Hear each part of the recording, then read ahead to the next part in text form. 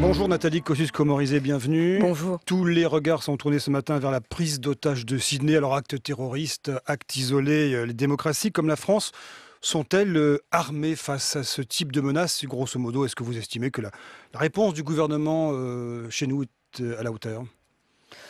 Écoutez, on n'en sait pas encore assez sur la prise d'otages de Oui, sur ces Sydney faits-là, oui, bien sûr. pour pouvoir la commenter. Et bien entendu, on a une pensée forte pour tous ceux qui sont là-bas. Vu que Saint-Otage était sorti, il en reste encore un peu moins d'une trentaine, semble-t-il, Oui. dans le café.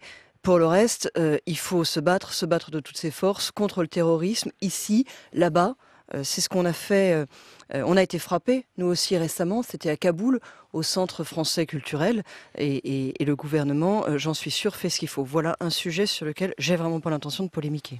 Alors vous êtes désormais numéro 2 de l'UMP qui a conservé son siège dans la législative partielle de l'Aube, mais le Front National a progressé au deuxième tour. Quel enseignement vous tirez de cette élection partielle pour la succession de François Baroin? Écoutez, d'abord, c'est un très beau résultat. Bravo à notre candidat Gérard Menuel, bravo à tous les militants, les sympathisants, les électeurs, tout C'est un simplement, fief UMP qui se sont aussi, hein. mobilisés. Oui, bon, enfin, écoutez, c'est presque 65% au deuxième tour. Et moi, je sais ce qu'on aurait dit si le score avait été de 51% ou de moins. Et puis, c'est un beau résultat qui est particulièrement encourageant en ce moment parce qu'on est en train de mettre en place autour de Nicolas Sarkozy la nouvelle direction de l'UMP. Et voilà, quoi, il y a quelque chose comme un beau signal. Comment vous expliquez cette progression du Front National qui se retrouve assez souvent dans les deuxièmes tours désormais?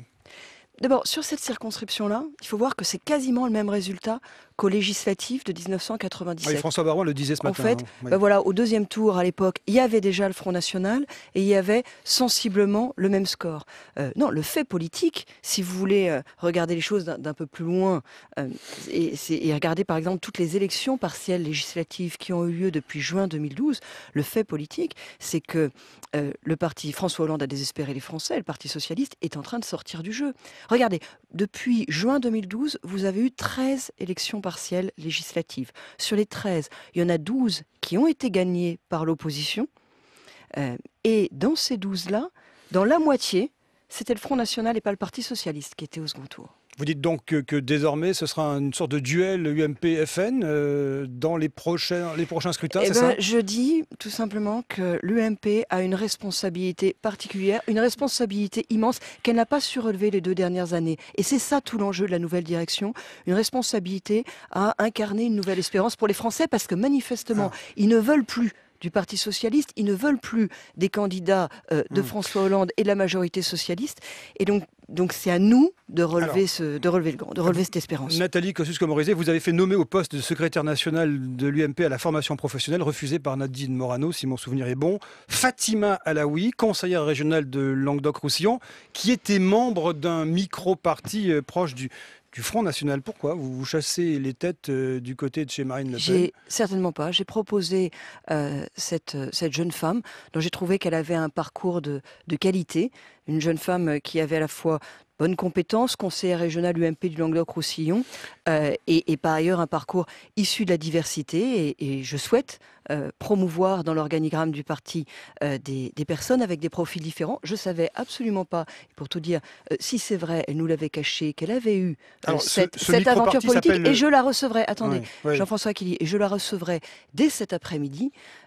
Si c'était confirmé, on en tirerait toutes les conséquences. Mais je veux dire une chose, c'est qu'on ne prend pas ce genre de décision seulement sur la base d'une information de presse ou d'un article de presse. Je la recevrai.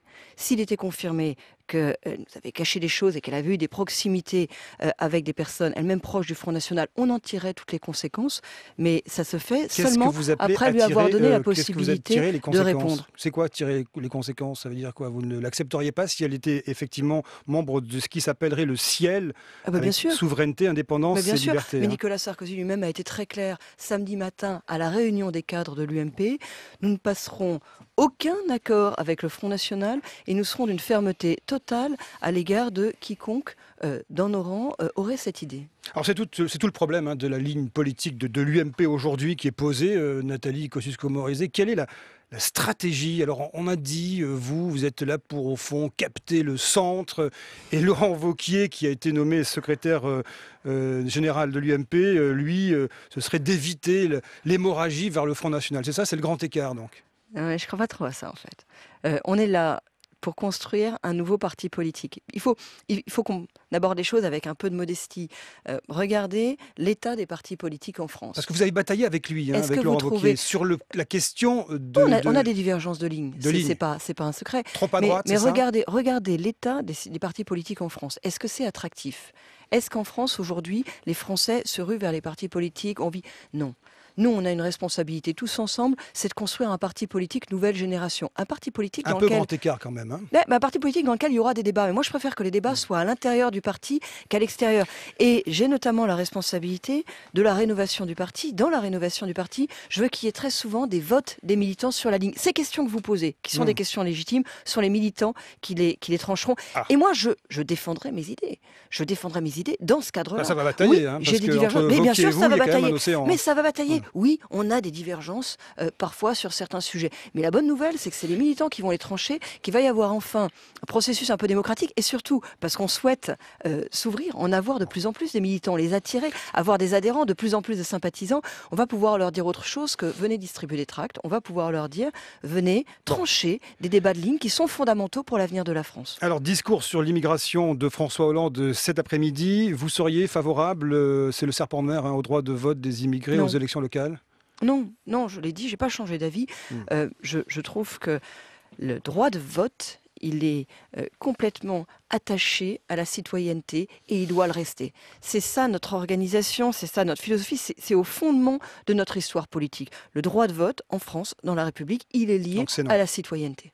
Alors Nathalie Kosciusko-Morizet, des questions qui concernent les taxis ce matin. Ils ont raison de manifester contre Uber Pop. Vous connaissez bien le sujet en plus, vous? Oui, moi je ne suis pas une fan des monopoles. Donc quand on peut mettre un peu de concurrence, et il y a en ce moment de la concurrence qui est en train d'entrer dans le système avec les VTC, je trouve ça pas mal. Ceci dit, il faut que la concurrence soit honnête. Et le problème d'un certain nombre des dispositifs qui se développent, c'est que... Vous dites quoi? Le VTC, oui, le partage des voitures, non? Mais le problème d'Uberpop, en fait, c'est que c'est affiché comme du covoiturage et qu'on n'est pas bien sûr derrière que ce soit vraiment du covoiturage. Moi, je suis à fond pour le covoiturage. Comme quand j'étais ministre, je me suis occupée de labelliser des dispositifs en matière de covoiturage. Je veux aller plus loin. Je voudrais qu'on réserve, qu'on ait des voies réservées sur la A1 et sur la A6, non seulement pour les taxis, mais aussi pour les particuliers qui sont en covoiturage. Donc, je suis à fond pour le covoiturage. Mais il faut que ce soit sûr, que ce soit clair, que c'est du covoiturage. Le problème d'Uberpop, je vous dis, c'est que ça peut être aussi de la concurrence déloyale, parce que si c'est des particuliers qui se mettent à faire le boulot des taxis sans en avoir les contraintes, je peux comprendre la colère des taxis dans ce cas-là. Très rapidement, le diesel éradiqué à Paris d'ici 2020, proposé Anne Hidalgo. Vous êtes pour aussi, vous êtes un peu écolo sur les bords. J'ai créé avec le Grenelle de l'environnement un outil qui s'appelle la ZAPA. La ZAPA, c'est la possibilité, à l'intérieur des centres urbains, d'interdire les véhicules les plus polluants. Je suis favorable à la mise en œuvre de cet outil. Et je le dis depuis des années. Je regrette d'ailleurs que la ville de Paris s'en soit pas saisie. Il est disponible depuis plusieurs années. Mais je trouve qu'il y a des manières plus efficaces de le faire que ce qu'annonce Madame Hidalgo. Et pour le faire plus efficacement, il faut d'abord être exemplaire. Aujourd'hui, la ville de Paris n'est pas exemplaire. Mais c'est fou ce qu'elle n'est pas exemplaire. Vous avez 40% des véhicules de la ville de Paris, c'est le chiffre de juin 2014, qui sont au diesel. C'était le débat de la campagne des municipales, avec des choix qui ont été faits. Attendez, je vous parle de chiffre de juin 2014. Vous avez 40% des véhicules de la ville de Paris qui sont au diesel. En 2013, on a encore acheté des Kangoo diesel à la ville de Paris. Vous en trouvez la trace dans le budget de la ville de Paris.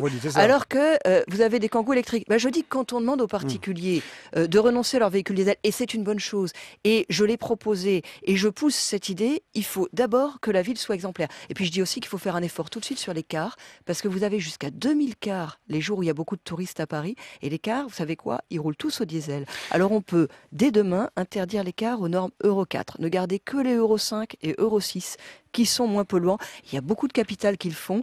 Et le tourisme, non, n'en souffrira pas. 2 questions courtes pour finir, 2 réponses courtes si vous y arrivez. Le travail dominical, 12 dimanches par an, Madame Hidalgo ne le souhaite pas, et vous-même?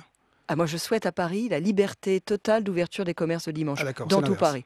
Pas de zonage, liberté totale d'ouverture des commerces le dimanche. Et on peut le faire sans même attendre la loi Macron. Parce qu'à Paris, c'est à la main du maire. Je souhaite ça pour l'emploi. Il y a des milliers d'emplois à la clé.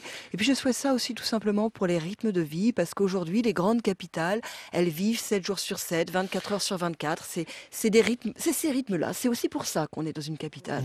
Vous avez 10 secondes pour répondre, pardonnez-moi. Vous allez regarder D8 ce soir et vos collègues politiques qui sont déguisés et qui font du loft politique, politique undercover. On en a beaucoup parlé, mais ça passe à la télé ce soir. Écoutez, non, aujourd'hui on a Conseil de Paris et j'ai pas prévu de regarder des 8 soirs. J'aime pas trop Enfin, je suis pas tentée par l'émission. Vous l'auriez tout pas fait, simplement. ça, vous, hein? Non, je suis pas tentée par l'émission, je le dis. Merci Nathalie Merci. Kosciusko-Morizet.